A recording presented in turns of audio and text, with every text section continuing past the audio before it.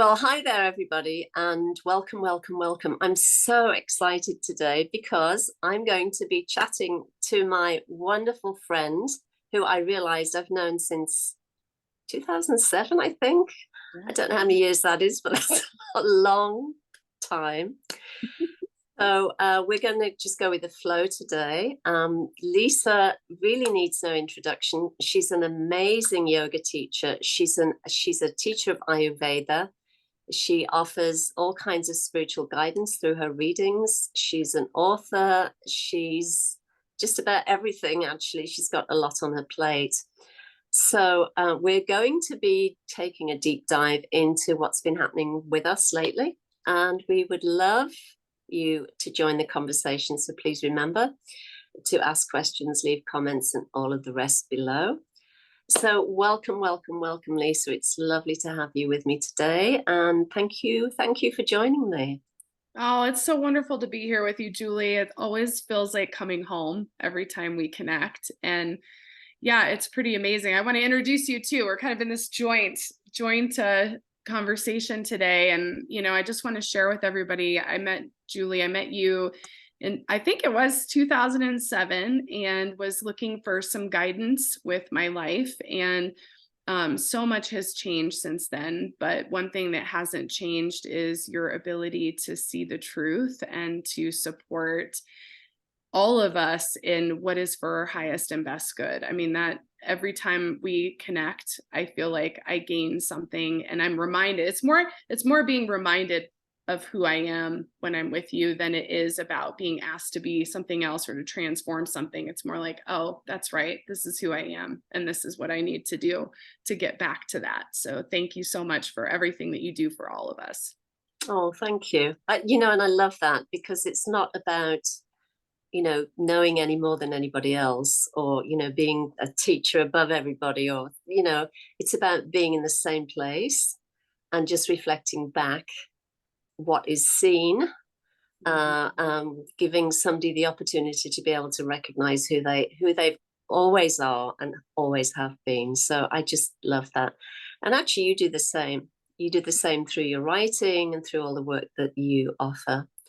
And on that note, I have to say, I did watch your recent interview with the radio station. Oh, I yeah, forget, with Paul. sorry, the name of the station, but it's a fantastic interview, and thank you so much as well for, I really appreciate the kind of the little chat you had about shadow work, and all of that, and it was just lovely to listen to, and even my husband Tony was listening to it as well, and he's like, oh, this is so cool, this is so amazing, and so thank you. So if anybody hasn't listened to that, that's really good to listen to as well.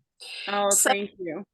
So on that note, let's just kind of, if you want to start with the relaunch of your book, Enlightenment Pie, which I seem to remember, I think you first wrote in 2011. Is that correct?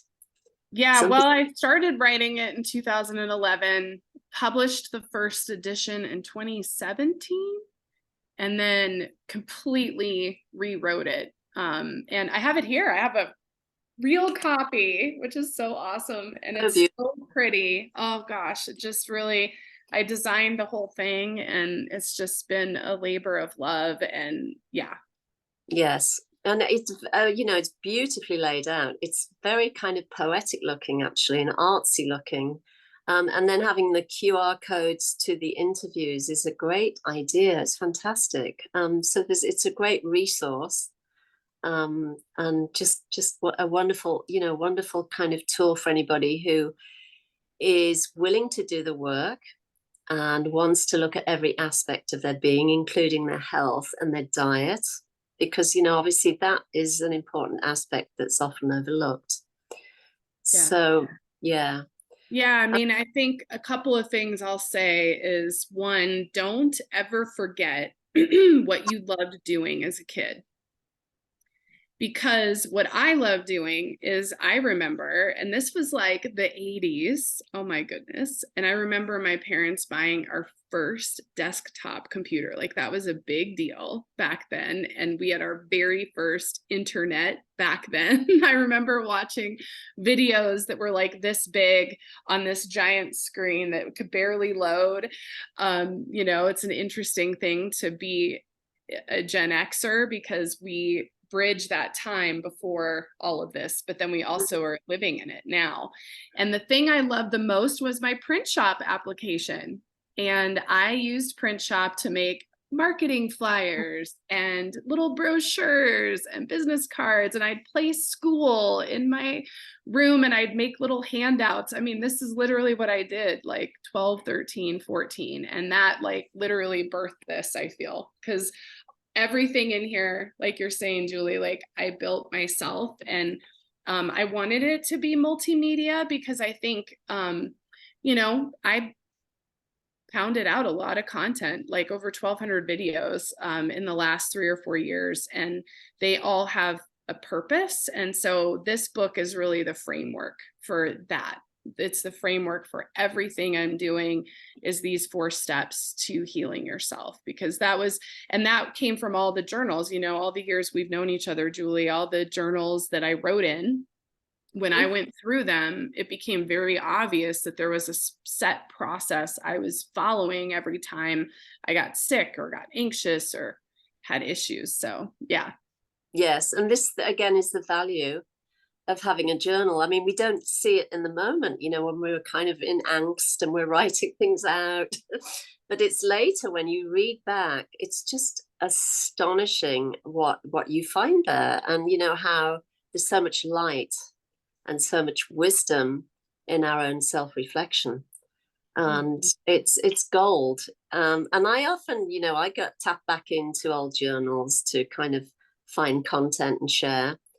And it's tremendously valuable. But coming back again to your book, in terms of you've got, I would say, 4 key components that kind of begin the book, right? One is be aware. No, yeah, become aware, become wise, be present. So practice and then trust, right? Yes. Yes. And that really is, when you think of a 12-step program, the number 1 step is to become aware of your problem or your issue. And become aware to me has really become synonymous with the awakening, awakening to yourself, awakening to your truth. And it really comes back to that responsibility. And I think that has been the biggest teacher for me, is recognizing that I have the ability to respond to my life, which moves you out of that victim mentality into the creator, because we are the creator, we are source itself. And so that become aware, it's probably the most context in the book, because it's the most important, stepping into that space of becoming aware of who you are, where you come from, what decisions you've made that have led to where you are in your life, good and bad. Really important. And then become wise to me is really the knowledge and the education. I think both you and I can't stop learning. Like there's so much to learn in this world. And so to me, becoming wise is about learning about yourself. The thing that I'll share, one thing that really stuck out for become wise for me that created that step was I went through, some therapy and counseling with codependency. And one of the things that Pia Melody talks about, who wrote Facing Codependency, is that as children, we're supposed to learn these like key components of how to take care of ourselves, and like how to eat, how to dress, how to nourish yourself, self-care, all those things. And it sounds so simple, but I was in my 30s when I found out my food allergies, and I found out about my genetics, and I learned about how to take care of myself. And it was like, wow, for the first time in my life, I know how to take care of myself. I know why my body was overreacting to certain things, I hadn't learned that. And so become wise is really important because it's really learning how to take care of your body. And you can do that through functional testing, but you can also do that through intuition and self-inquiry and journaling. So it's learning about yourself. And I think we forget about ourselves. I think we're programmed to forget about ourselves, work and television and movies and kids and life, and you just go through life, and that's the sleepwalking that we do. And I think when you become aware, you awaken, then it's like, ooh, I need to learn how to actually take care of myself and what I really like. I also remember very distinctly a woman who got divorced, and she didn't even remember what her favorite color was because she was so involved in the relationship. And so it was learning about, like, what do I like? Who am I? That age old question. Yes. And then practice for sure sticks out because you have to put it into practice. And that's probably the hardest part. Like, I get out of practice and I go back into practice. It's like, yoga is a great example, or any kind of fitness, right? You can put energy into it and practice every single day and you see changes, but you can also drop out of the practice and then those changes go away. So I think practice is really key. And for me, practice in my book is a lot of resources and tools, because I did a lot of research for myself and it was a lot of work. And I wanted to save all of you who are watching time.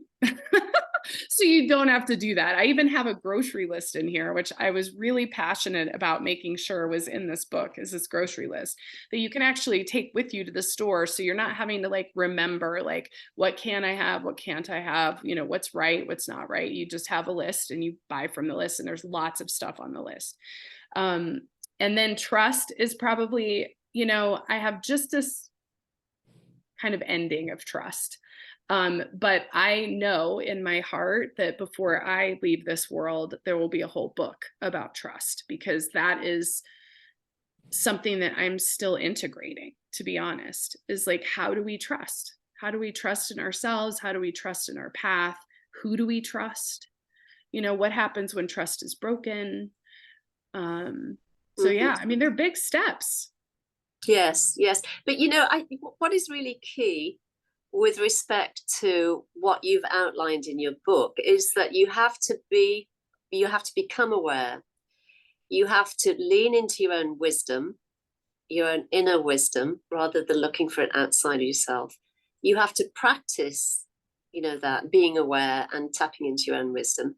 And through those steps, then you're able to trust, because you can't go, in my experience, you can't go straight into trusting unless you have connected in with your own awareness and you are paying attention, you are listening, and you are, doing the work essentially.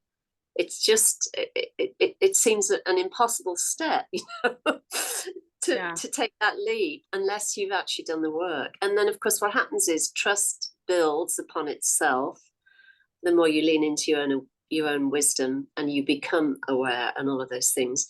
There's just this kind of synergy and there's an ease, and there's this simple recognition of what feels right and what doesn't feel right, and then you can live your life in accordance with your own higher calling, which is, in my view, the best way to live.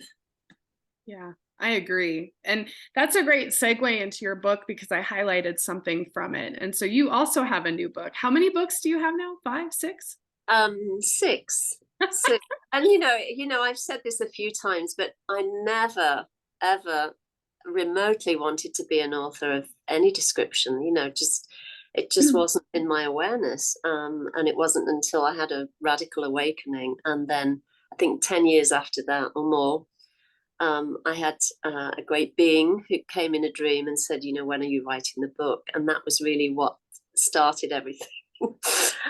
Even though I didn't have a clue what I was doing. So anyway, I just published number 6, which I published in August, and and it's all about enlightenment, and I have it here actually. Oh, good. Enlightenment, myth busting, seeing through the lies that bind. And I was really inspired and sort of inner directed to write the book because I've been working with people, one-on-one and in group settings for years now. And I kept noticing the same kinds of things kept coming up, the same issues kept coming up, which were stumbling blocks. And one of which was I shouldn't, as a spiritual person, I shouldn't have negative thoughts, and if I have a negative thought, it shows that I'm not a spiritual person or I'm not making progress. And that, people really buy into that big time. And they use a negative thought as a sort of description of their state being contracted, or they've lost it, or whatever the story is. Mm-hmm.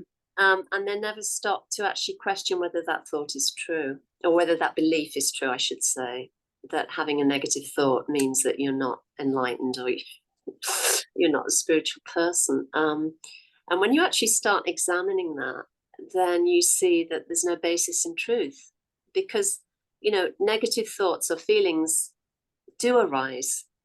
They might not arise as repeatedly and regularly as someone who hasn't had an awakening, but they can still be there. But what happens is you don't give any credence to them. You just, they just arise and subside like the ocean, the waves on the ocean.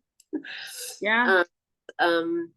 So those are one of the things that I've explored in the book. Another one is I should never feel bad. I shouldn't have a negative emotion such as anger. I should never get angry. If I'm really spiritual, I should never get angry. And of course, all of that is just bullshit, for want of a better term or phrase, because it's not true, it's not real, it's not authentic. And again, people don't question that belief or that statement. They buy into it. And a lot of it is because there's a view that when you become enlightened, which is often, in the far off distant future, you'll be floating around, never feeling upset or, angry or anything. And you'll just be blissed out all the time and it'll be wonderful. And of course, that isn't real. It's just a fantasy. And it's really what drives the seeking game, this continual running after the next course, the next program, the next retreat, rather than just stopping and being with your own authentic self and listening to your innate wisdom and letting go of the things that are not serving you and being real and speaking your truth, all of those things. So I had fun writing this book, to be honest with you, and exploring these ideas that we somehow pick up along the way, and hold on to, and they can really be big obstacles, huge obstacles. Another one is believing that you can only ever utilize holistic healing practices if you get sick. You shouldn't see a doctor. I've come across that quite a bit as well. And of course, in authentic enlightenment or self-realization, everything is included. Yeah. So if you need to go see a doctor, go see a doctor, and at the same time do your holistic practices too. That's really wonderful. But so often we buy into these beliefs, and there's no truth in any of it. Yeah. So yeah. Well, yeah, I want to share this quote. So, I'll share this and then I have a couple things. So, this is straight out of the afterword, actually, in the book of Enlightenment Mythbusting. Do yourself a favor and make an effort to see how many beliefs you have picked up and thrown into your spiritual grab bag in order to keep you busy so that you do not notice what's in front of your nose. And that, to me, a couple things I want to say is, I learned, from working with you a long time ago, the power of the written word. And so I didn't get very far into this book before I was already highlighting these statements of truth. And that really stuck out to me because it's true. We put all of these beliefs just like some of the ones you just named. And then it's so easy to use those to perpetuate the self-loathing. Yes. I'm not good enough because I'm not doing this. I can't be a teacher because I can't do this. Hmm. It separates you from yourself.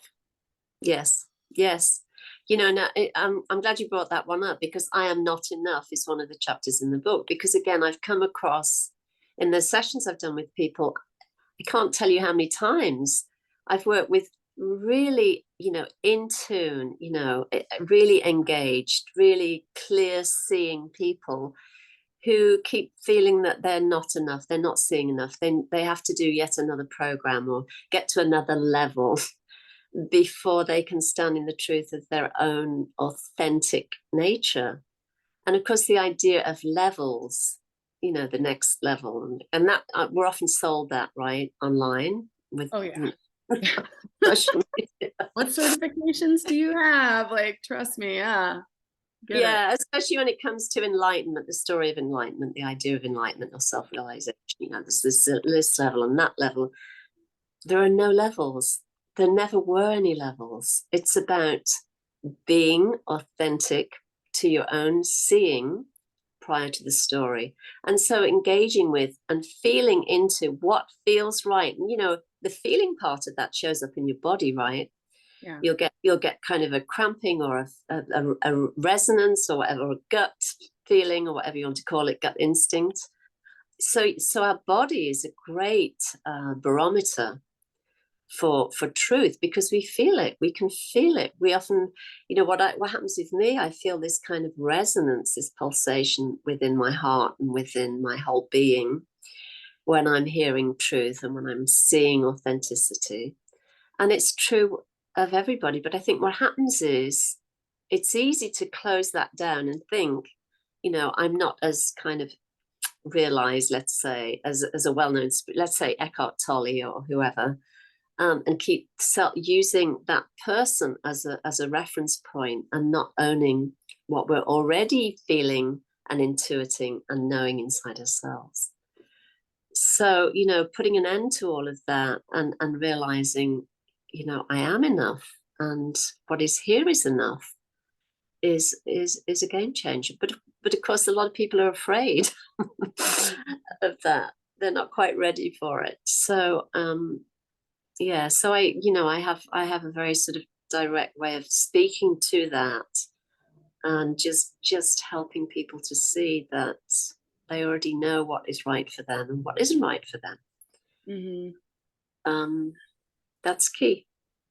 Yeah. And it's the awareness, it's being, I know for me personally, when, and it's not like one time, like, I think it's important for everyone who's listening and watching to know it's not like you wake up and then like you're awake. I have 4 stepkids. I have a job. I have my business. I have my creative endeavors. And it is very easy for me to kind of go back to denying certain parts of myself. Not everything for sure for me at this time, but there's definitely some things. And it's painful to stop and say, ooh, I've been ignoring this, or I've been denying this part of myself. And it often for me is in the body, like you're saying, where I get sick, or, something doesn't work right physically, or I become very sluggish and tired. And I think we've come to accept that that's okay. Like, oh, I'm in my 40s, it's okay to be tired, or it's okay, this, we sort of like accept that we can be distracted or asleep or out of our bodies. And when you get into your body and you recognize how painful it is to be there, it's very easy to feel like you're not good enough and to beat yourself up and, oh, I gained this weight back and I'm, making these mistakes and going down that path. And, I think the most challenging part is recognizing that that's actually like the ego, and to step out of that and say, okay, like I'm back in myself. It doesn't feel good where I am. But like you said, I can feel why immediately. You can feel why you are where you're at and what you want to do differently and what is out of alignment for you to get back into alignment. So it's not an easy process, but what I love about your book is it kind of just snaps you back in the center where it's like, okay, like, yes, I have been believing this stuff about myself that's negative, but there's an empowerment to it of I can deal with it and I can step into a new space. And I love that you give very easy tactical things. I like tactical things. It's hard for me to read books that are spiritual, that are ambiguous. Yes. And that's part of why I wrote the book I wrote. And it's also what I love about all of your books. And so one of the things you give to do is like do a purge. Well, that's pretty simple. Like clean a drawer, clean a closet. I cleaned out, my pantry, those tactical steps make it very easy to take action. And I think that is something I felt really important to talk about today is how do we take action on these new learnings? We read these books and we learn about ourselves, and then it's like, well, what do we do with it? How do we take action on our awakening? There's all this conversation about awakening everywhere, all sorts of conversation about it, but where's the action? Yes. What action are you taking? Because if you're not bringing that energy, that Shakti into the world, and I think you and I both are examples of being able to do that, getting the content out, getting the creative projects out, painting the painting, writing the book, getting things out. And I want to talk about that, Julie. I don't, whatever you want to say about it, but I think I want 2024 to be a year of action for everyone who's watching, everyone in our communities, for us. How do we take action on all of these things we've been talking about now? You and I have been talking about on YouTube since 2020. Yeah. Yes. And also it's about taking action in the middle often of a crazy life. Yeah. It's not that all of a sudden, because one of the things I do notice is, and I'm sure you've seen the same, is people will often say, oh, I got this impulse to create painting or do some writing or create a blog or whatever it is, and I'll do it when. And the doing it when is often like far into the future, and then it never happens. So what I found is you really have to be willing to take a courageous step, even if it's a half step, towards honoring what you're feeling and being guided to create from inside, rather than telling yourself, oh, I'll do it when the kids go off to college, or at the weekend when I've got some time, or whatever it is. Because those are just kind of delaying tactics oftentimes, because there's often a reluctance to embrace the prompt, because there's fear around what that might look like, or there's fear around not knowing how to do it, instead of trusting the not knowing and being in the place of discomfort sometimes, and just being ready to see what comes up. Yeah. Well, man, just even hearing you say that, like, I think of the technology I've learned since 2020. I mean, making movies and YouTube shows and live, and it is a grind to figure out the technology stuff. And yes, I clearly have some kind of technology talent, and it's still like I've spent full days troubleshooting things.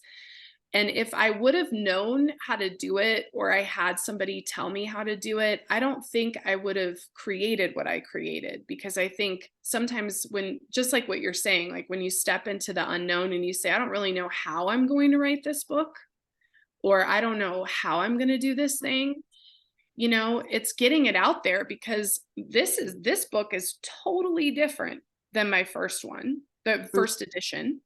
And the first edition is like, wow, gosh, I was like a 14-year-old writing that book. And now I'm like, a 40-year-old writing the book, but that process had to happen. And so it's being willing. And maybe, Julie, that's the shadow work too.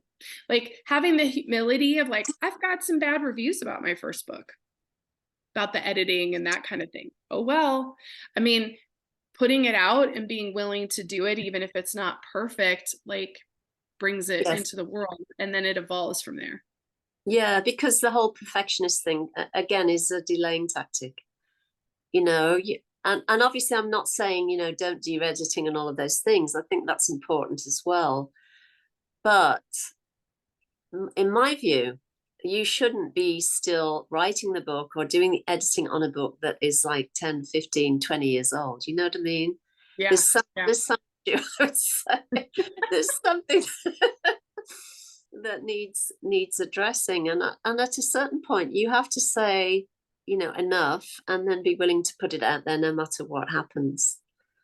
Because there'll always be naysayers, there'll always be trolls. Yes. So it just goes with the territory. But yeah, I don't, I never concern myself with any of that. For me, it's about honoring and trusting and listening to what I'm being guided to do, saying yes to that, and then just doing it. Most of the time I don't have a clue. I honestly don't have a clue. But I just know that, it'll come. I'll be shown the way, or somebody will show up and help me. And I think I've shared this before, but years ago, I can't even remember when it was, soon after you and I first connected, I got this hit, create a website. And I'm going, holy moly, how am I supposed to create a website? How do I even begin with that, And then lo and behold, I got an email from you, giving me a kind of an update and saying that you had found this amazing website hosting company, and they had this free, it was like a free month or 2 months or something like that. You should check it out. Literally within hours or so. And so then, I went there and I just signed up, and then I figured it out as I went along. I think it was Homestead. Is it Homestead? Yeah. And that's the way it always has worked for me, but it's really about saying yes and having the courage to, follow in and lead and be led from your intuitive prompt, and not worrying about it, Mm-hmm. Well, and I'd love to put out there for everyone who watches these videos on our channels to share in the comments, like, what are you going to say yes to in 2024?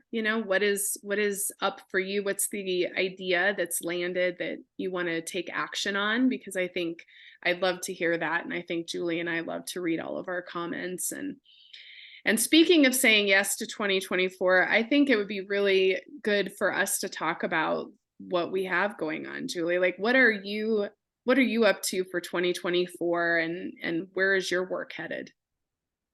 So, we talked about a little bit about this before we came on to the, for this conversation. But one of the things I have been doing is making myself less available on social media, and really, picking and choosing where I place my energy. And one of the things that I've decided to do is open up more of these conversations on my YouTube channel. I really want to connect in more and have conversations or interviews with people who've had near-death experiences and, radical shifts of consciousness, and who are living true, finding the courage to live true to that. And I say this because I've just recently finished a whole series of interviews with authors, multi-genre authors. I started that, I think, in April, and just finished that recently. And I'm getting emails just about every single day from authors wanting to come on, and I'm having to send an email and say, look, thank you so much. I really appreciate it, but I've closed that down. I'm moving on now to just focusing on people that, who've had these shifts of consciousness, and speaking about that and sharing what that looks and feels like. So that's kind of big. Starting actually now. Yours is the first of it. And then we'll be, moving more and more into those conversations. And then I'm writing another book. I'm getting ready to write another book. I won't go into the details of that right now, but That's very much up. And then also doing more intuitive painting workshops, again, coming back to that, because I really, really enjoy that. And as always, I haven't stopped. I haven't skipped a beat. I'm still doing one-on-one sessions with clients as well as group work. I'm still teaching. But essentially, everything that I do is about creating this sacred space to help people, feel in and connect with what is right for them and honoring the truth of who they are. I love it. Oh, I can't wait for your next book. And I loved all of those interviews. I watched many of them and with the authors, and they were all so interesting and inspiring, and just another reminder about bringing creativity, into the world and into form, bringing those ideas into form, I think is so important. Mm-hmm. Yes. Yeah. Because, creative and spiritual energy is one and the same, right? So if you're not utilizing your creativity, you're really not utilizing your spiritual energy either. And Yeah. you see it. I mean, I have family members that just are just doing nothing creative, nothing. And obviously that runs the whole gamut in terms, it might be cooking, gardening, writing a blog, doing whatever, finger painting, it doesn't matter. But it's really about finding a portal into this silence within your own being and listening and just giving time to yourself to be able to sort of open to that and to have those moments where you're paying attention, Yeah. But it's just incredible how many people in this world are just on this treadmill, so to speak, running from one thing to another and never, ever giving themselves any time or breathing space to be able to connect in with self. Because, as we know, it doesn't mean that you have to sit and meditate cross-legged for 3 hours. Even if you're a busy mom with kids, you can find a way of creating a portal. Now, it might just be peeling potatoes in the kitchen, but just being quiet with it, Yeah. or Yeah. baking a cake, whipping eggs, or however that looks. But do something creative. Do something creative, and see what happens. Or do having purging as well is very creative, even though it Yeah. seems counterproductive or counterintuitive. It's not, because you're utilizing stuck energy, because everything we own has an energetic resonance. And if we've got a house filled with boxes of stuff that we're not using, or a closet filled with clothes we're not wearing, or whatever it is, junk that we're not we stopped using 10 years ago, then it takes up this space. It's like static, it's noise. And then we wonder why we don't feel connected. We wonder why we can't meditate. We wonder why we're not, intuition isn't working anymore. Yeah. Yeah. We always know when we've had some kind of shift in our energy because you're cleaning. Yes. Every time I have like a Kundalini shift, I am cleaning everything in my house, always. And sometimes cleaning my website, cleaning my email box. Like that's purging too, cleaning all that garbage out. Yes. And, and in fact, on that note, in addition to cleaning my physical space, just the other day, I went through my YouTube channel and I just deleted off some of the interviews that I just felt didn't have a lot of Shakti. So I just created space there, and I reconfigured as well my website and started looking at my newsletter content and so on and so forth. So it's really everything, actually, and it's about going with the flow of that and following it, because we always get this kind of prompt, do this or do that, and it's just wonderfully freeing. And that's where the freedom is, right? It's aligning yourself with your highest calling or source itself, or whatever you want to call it, and living from that place and not being afraid,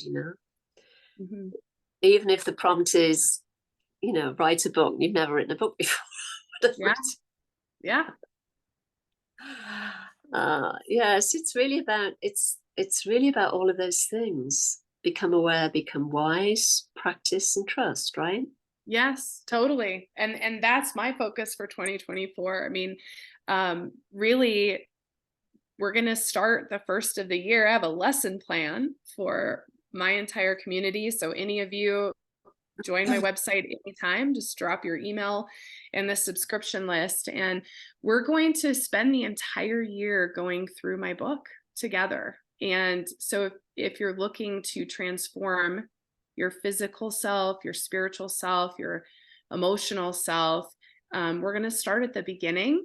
And I have so much content that's accessible. So I'll be sharing free content that I have out there on my blog and my YouTube that aligns with where we're at in the book. And I'll also be sharing my home study application. If you want to be in that community, that's the paid version. If you want to do home study, and that's where I teach yoga and block. And we're going to have some cooking classes this year. We're going to do some different things. So we're really going to go through the whole book this year. And actually, my intention is to do that every year because I need it. I need to go back into that space as well. And there's so much in these steps to uncover. And I'm also working on my second book, which I'm excited about, which is about my 7-year journey with the Dalai Lama and dating. And they actually go together, which is amazing. And so I'm hoping to have that out at Valentine's Day, but I don't know if that will happen. So we'll see, but it'll definitely be out next year. So Fantastic. That's a lot right there. I know it is. It is. My husband is very supportive and often cannot believe how much content I'm able to produce. And I think you're the same, Julie. I mean, we just keep writing and doing, and you find the time, you find the time and the space to do it. And I think, like you said, the universe will present the person to help. They'll also present the space and time to do what you need to do. Like it'll just open up and you're like, oh, I have time to do this thing now. So I know I'm going to have space to finish this book and get things done and all of that good stuff. So yeah, that's how it works. I mean, it's funny you should say that, because just the other day I was remembering a photograph that I'd taken some years ago, and I was trying to locate it. And it was a photograph of Rolduc Abbey in the Netherlands, where I'd gone to do a presentation, an intuitive art painting kind of workshop.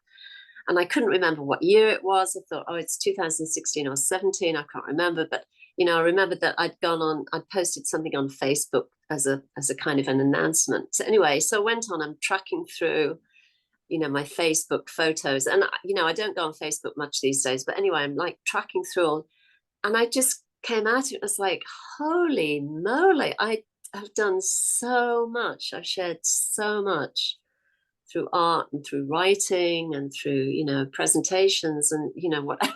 And I just, oh my gosh, how did that happen? In addition to working full time and doing, a whole writing books and doing all these things. And I just, I realized, oh my golly, this is the power. This is the kind of the magnitude. This is the strength of the Shakti, or of source itself, that energy, that wants to express itself through you and through me. It just has this life, a life of its own. And if you're willing to go with it, then it will show you, what needs to be done and how to do it, essentially. yeah, it's so true. I mean, it just, and it is, I love how you say it's a wave, because it is, it's like, it comes and it never goes, but it rises and falls. And, but yeah, if you just, for me, I'm like, oh, I got to get this out of me. Like there's something to birth out of me, and that it's time, and you've got to do it, and then it happens, and then you go to the next thing. And yeah, it's kind of amazing. I mean, just looking back since 2020 on YouTube, like all of the videos we've done, all of the work and the teaching, I mean, I just want to share for all of you out there, between Julie Hoyle's YouTube and my Buddhist Biohacker YouTube, I mean, you have years of practice and inspiration and Shakti to connect in with, I mean, that's the thing. Like even my book, there's there's a book out there, and now I think it's called How to Get Things Done. And the author I think he's on like his 28th edition or something. And I get it, because the practices never change. Like the truth is still the truth, right, Julie? Yes. Like the truth is still the truth. Like whatever truths you can highlight in your first book, I know are still existing there in the 6th book and the 7th book and beyond. And it's just, unwrapping it differently every single day. Yes. And just making it available, Yeah. Yeah. That's the fun part. And just going with the flow of it is really, for me, what life's all about, and just being amazed every time. Yes. Yes. How did that happen? Yes. Yes. Yeah, I love it. And in fact, I was just showing the other day on Threads. I've gone onto Threads a bit more than Instagram for, it feels like a better community. But I was just showing the other day how, I think it was in the fall of 2016, I think, I had a dream of Kuan Yin, and it was an incredibly powerful dream. There was just so much energy. It was incredible. And I woke up with the drive or desire to do a painting of her. So I started a painting. And while I was doing the painting, I got this message: offer a workshop and call it Honoring the Goddess, an intuitive painting workshop called Honoring the Goddess. So I didn't have a clue how to do that, but I just got this hit: go onto Facebook and ask who's interested in, this workshop. And I thought maybe 4 or 5 people would respond, and there was, I think, 25 or 30. I can't remember now, but there was a big response. So that then started a whole cycle of me offering intuitive painting workshops, and the venues just manifested. And I did it on Grand Bahama and also in Nassau and further afield.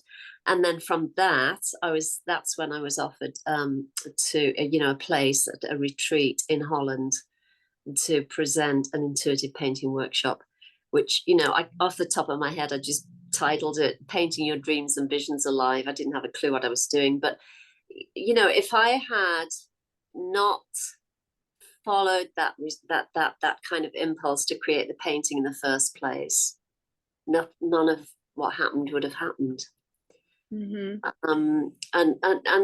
this is a key point, because often, and I hear it from clients often, where they'll get this impulse to do something, and instead of going with the flow of it and trusting the not knowing, they close it down and try and figure out a way mentally to kind of organize it and plan it, and then the initial impulse is lost somehow. The freshness of it is lost, and then it kind of falls by the wayside. So this story I'm sharing is really about trusting the flow of what lands in you, and knowing that you'll be supported along the way, even if you haven't got the full picture of what that might look like down the line. You'll be guided from within, which you're really good at doing as well. Yeah, I mean, I got a prompt to create a YouTube channel in November of 2019, and I just called it Buddhist Biohacker, and I kind of left it. I was like, I don't know what I'm doing with that. And then March of 2020 came, and COVID came, and it was such an interesting thing. Julie was like, I've got to do something. We've all got to get together. We were using Zoom. And I was like, how do I reach more people? And it was like, oh, I can stream from Zoom onto YouTube. Hey, I created this YouTube channel. I'm going to use that. And here we are. I mean, and that led to so many other things. Like you said, if you just, for me, I just always do whatever the prompt is. I know I need to just do it because I'm being told to do it. And, it's funny, Julie, I'll share, before we close here, I just opened an office, and that was definitely a shock-y moment, because if I had taken the time to think through that, I think I probably would have talked myself out of it. But I went and looked at this office. My husband looked at the office. were like, hey, this is like a really great place for me to do my work. And it has a yoga studio and I can use that. And then I like just signed up and I just like went and I moved in. And it was one of those moments where I walked into this office like a few weeks ago, like, oh my gosh, I have an office. And then all of a sudden now there's all these other things that are unfolding that I can do that I wouldn't have done had I not had an office, even offering, sound healings with the gong, like that's something I love, but I haven't been able to offer. And so anyway, like you said, if you act on these certain prompts and you just kind of get guided through it, then it's something that's meant to be for sure. Yes. And that's kind of riding the wave of it, right? Yeah, that's the wave for sure. For sure. My gosh. Well, I just could talk to you forever. I love you so much. And I want to just plug for everybody, if you want to know Julie's awakening story, it's on Awaken Grace on the front page of my YouTube channel. I highly invite you to watch that, not just to hear the story, but because there's a lot of Shakti and awakening energy in the story from Julie. And I think it gives you such a great invitation into her work. So I want to share that as well. And Julie, I just really love you and appreciate you so, so much. Thank you. And likewise, I'll do a plug for Lisa. I would really recommend going on to the Buddhist Biohacker channel on YouTube. There's incredible content there. I mean, just so many amazing videos. I mean, I've kind of lost count of how many you have, but I know it's a huge, huge number. And just covering just about everything, I think, in terms of, health and diet and, spiritual messages and information and guidance and support. And also her book, check out her book as well, because it's really beautiful and it has tremendous wisdom in it. So yeah, and her classes as well. And you can find her on lisagunshore.com, right, Lisa? Yeah, lisamgunshore.com, and you're juliehoyle.org still. Yeah, very good. Well, I think we can continue this conversation maybe down, a few months or a few weeks down the line, see where we're at. But this has been absolutely fantastic. I've loved every minute of chatting with you, Lisa. Please hang around when I and the recording as well, because I want to have a quick kind of wrap up. And to everybody who's joined us and will be joining us, thank you so much. We really, really appreciate you. We know that time is, it has great value, and we don't fritter it away for nothing. So we really value your time. We value you being here. We value your questions. We value, your interest in what we're offering and what we're speaking about here. So thank you so much. And if you haven't subscribed, please subscribe. Please let other people know about what we're offering here, and have a wonderful Christmas or holiday, whatever you call it. And we'll see you again soon. Thank you so much. Thank you, everyone. Bye. Bye.